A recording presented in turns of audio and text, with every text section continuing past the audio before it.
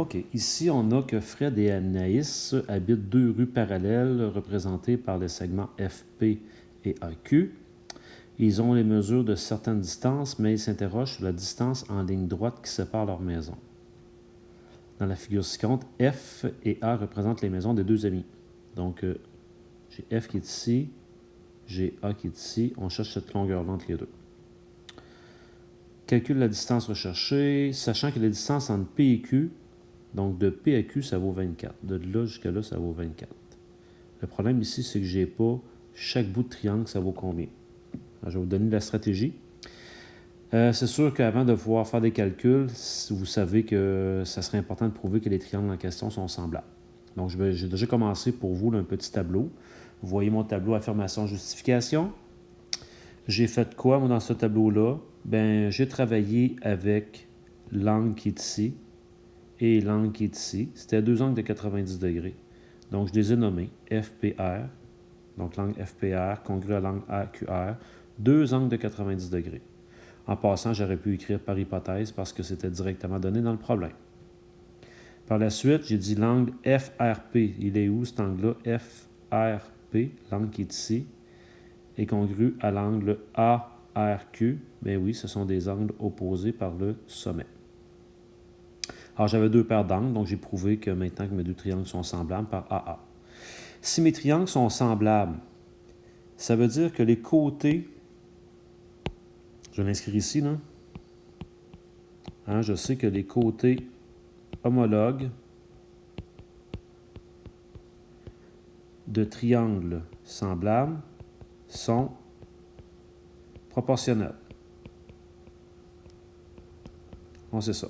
Donc, c'est pour ça que j'ai le droit d'écrire cet énoncé-là. Maintenant, je vais remplacer.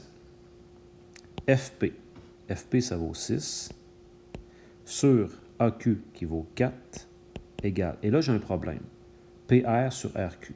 Et c'est là qu'elle est la stratégie. Il faut juste comprendre une chose. Je ne les connais pas. Je sais juste que le total donne 24. Donc, imaginons que je viens de dire que ce petit bout-là ici vaut X. Mais que tout ça vaut 24. Vous devez réaliser qu'ici, il me reste 24 moins le petit bout qui est là, X. OK, c'est logique. Donc, pensez-y, là. Je m'en viens ici. Donc, maintenant, PR, c'est 24 moins X. Et RQ, c'est X. Et je vais appliquer mon produit croisé. Donc, il va se passer quoi? Il va se passer que si je fais 6 fois X, ça devrait être égal à 4 fois 24 moins X. Parce que je vous rappelle qu'on a le droit de dire que ce fois ça est égal à ce fois ça. Alors, on distribue ici.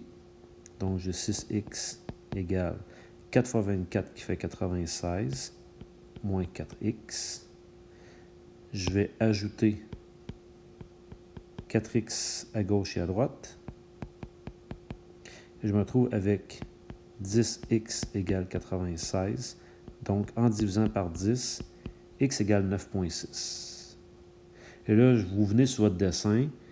Ça vaut 9,6. 24 moins 9,6. Alors, 24 moins 9,6. J'obtiens 14. Pour ici, 14,4.